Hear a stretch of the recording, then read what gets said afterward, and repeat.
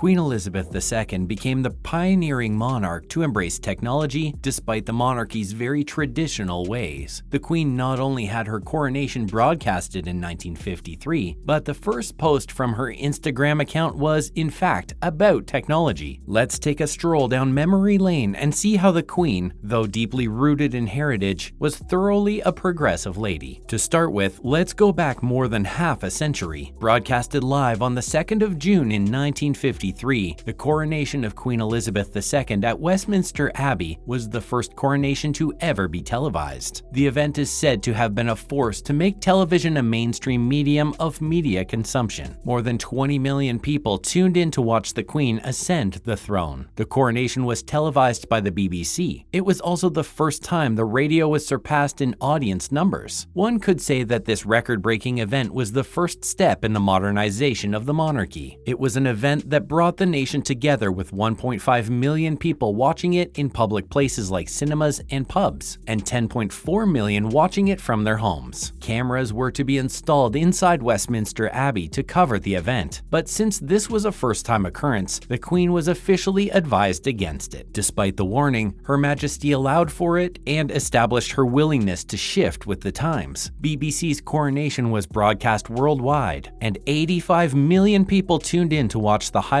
recordings from the United States alone. We've got to give props to the Queen for this one, defying royal advice to go forward with technology. Following up, the first ever Christmas message by the monarchy on camera. Well, the royal tradition of sending out a Christmas message to the nation may have started in 1932 as the King's Christmas message. It was Queen Elizabeth II who took things to the next level, all thanks to the advancements made in technology. The British monarchy holds traditions very dear, and to break away from them and make the plunge from audio only to a camera is pretty commendable. Before 1957, the Queen's Christmas message was broadcast to Commonwealth nations through radio, but that year, the Queen accepted BBC's invitation to deliver her remarks live on television. It was planned for her to do so from her Norfolk estate at Sandringham. It was the first time people, albeit digitally, joined the royals at their home. The message she shared was about how she wanted the new mode of communication for Christmas to be more direct and personal for the nation. She further elaborated on how it was rather inevitable for people to think of her as a remote figure, as the public had majorly seen the royals in films and newspapers. Does anybody else feel all warm and gooey inside? The crew in charge of production said that the Queen read the message brilliantly and was quite accomplished with the teleprompter. Next up, the time the Queen was a trendsetter on the internet. You heard it right, folks. We're talking about the first time an email was sent by the royals. The Queen visited the Royal Signals and Radar establishment on March 26, 1976 in Malvern, England. ARPANET, which morphed into something that is now known as the Internet, heard of it? Was used by Her Majesty to send the first royal email. The event organizer, Peter Kirstein, set up the entire thing for her, and she only had to press a few buttons to send the message. Interesting fact, her personal email account way back then had the username HME2. Can you decode it? No? Shucks. It's Her Majesty Elizabeth II. Pretty genius and cute, right? Well, what were the contents of the email, you might wonder? The message was an announcement about the arrival of a new programming language. The email was headed, "A message from Her Majesty the Queen," and was signed off with an Elizabeth R. Since then, the Queen had been using the same email signature for all her digital communication. Let's look at how Her Majesty jumped the technology bandwagon. 80 years after George V's first Christmas broadcast message, the Queen decided to switch things up in 2012. After using 3D technology to record her Christmas message and watching it, the Queen thought that it was absolutely lovely. A Buckingham Palace spokesperson revealed that she was quickly on board with the idea. We love how Her Majesty was always up for trying something new. Once again, given her advanced age, we commend her dedication to forming a connection with the younger generation in her nation. People who do not follow the British monarchy would be surprised to know that she used Twitter too. In 2014, on October 24th, during her visit to the London Science Museum, she tweeted, "It is a pleasure to open the Information Age exhibition today at the